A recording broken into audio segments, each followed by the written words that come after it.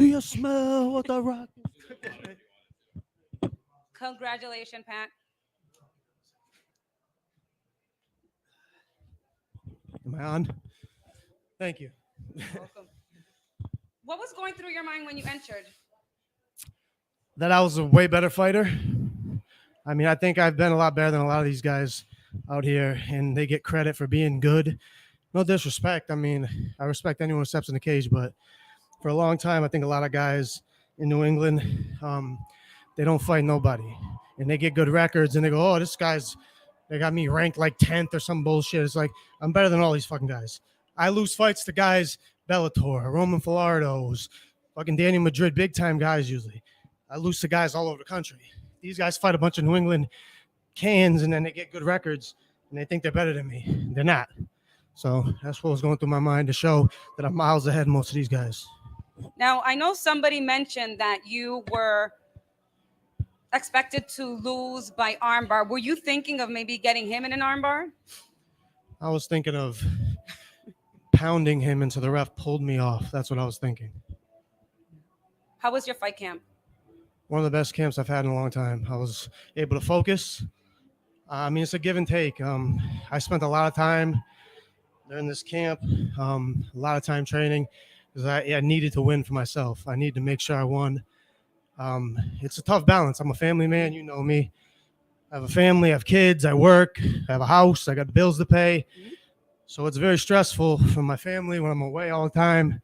So it's a tough balance. So a lot of that emotion had to do with that, and just the type of commitment it takes to win and be a good fighter and still try to be a family man. And it's been wearing on me. I had a crazy fucking year. I've had crazy personal life in the last year or so.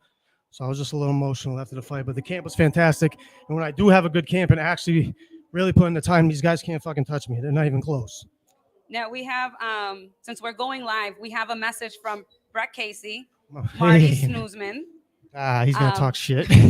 and then Cage Titans put some respect on the last name, and then Certified Bum.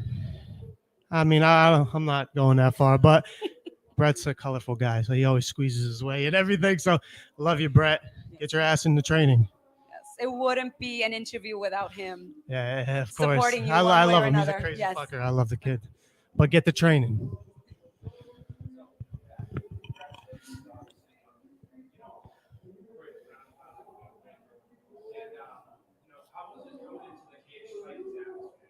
It was awesome. I know I was talking a lot of shit and screaming a lot of expletives, but it's nothing against Cage Titans. The venue was great. Mike treated me well. He put me in a nice hotel. I enjoyed it. I enjoyed the atmosphere here. I knew I was going to be getting booed and all that, which I expected. You know, I fought a hometown guy. Cage Titans is a great promotion. They've always kind of been on my radar. I was always fighting for Premier, and I think sometimes guys play the game of protecting their fighters. You know, especially guys at 70, they want to fight nobody. I think for a long time they didn't want their people to fight me. I mean, they might say it's not true, but it seemed like it was, because you're going to ask Jason Franklin, one of my coaches. For years, we say yes to everybody for the most part, unless there's something going on with a conflict. But he always says, whoever you got, Pat to fight him. So, I think people smelt a little blood. They thought I lost some fights. They thought maybe I was losing it a little. But if I'm right, nobody in New England's beating me.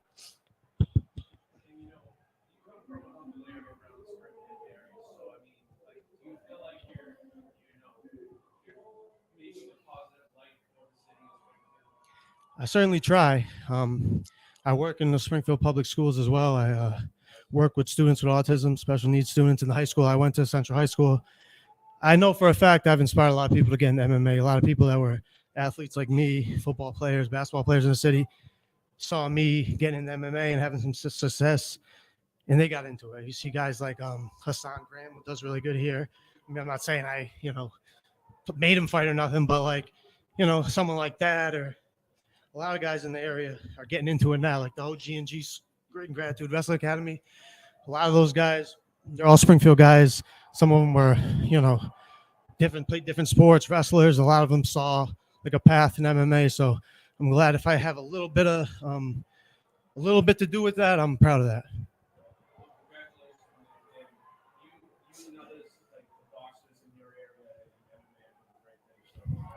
Thank you. Thank you very much.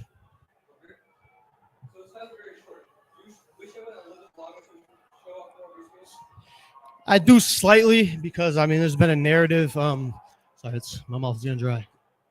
Give me a second. Sorry. I always get cotton mouth after I fight.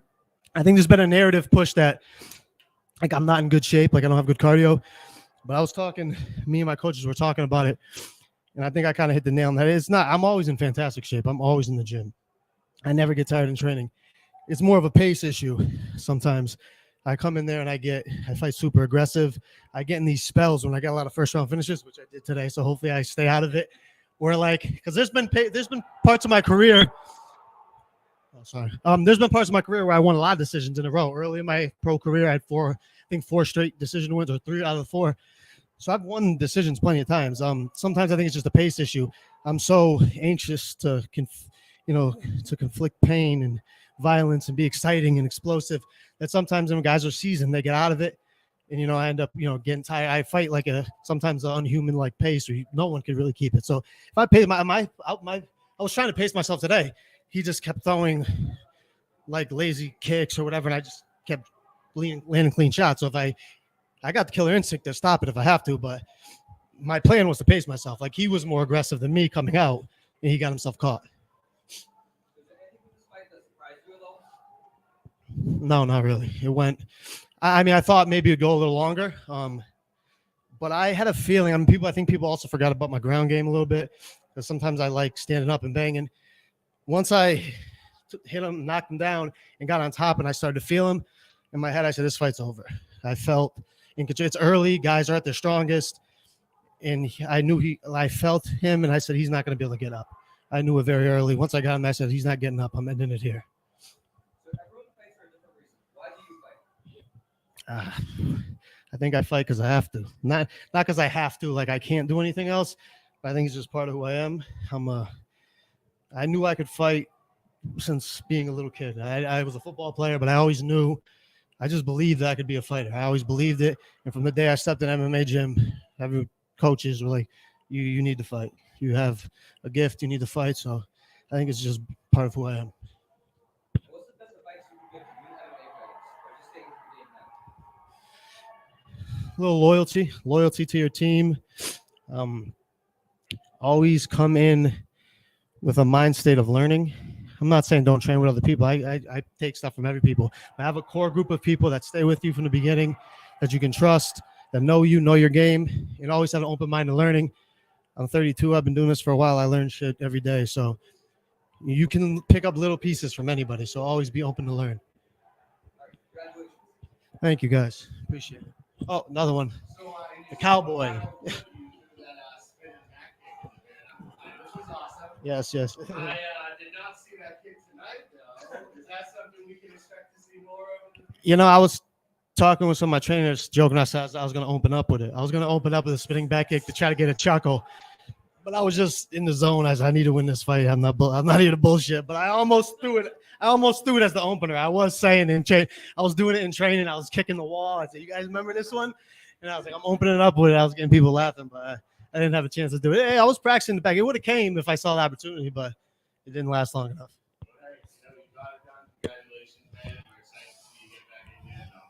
Thank you, guys. Thank you to Cage Titans and Mike for having me. Appreciate it. And respect to Lozon and his team and Navis and all them guys.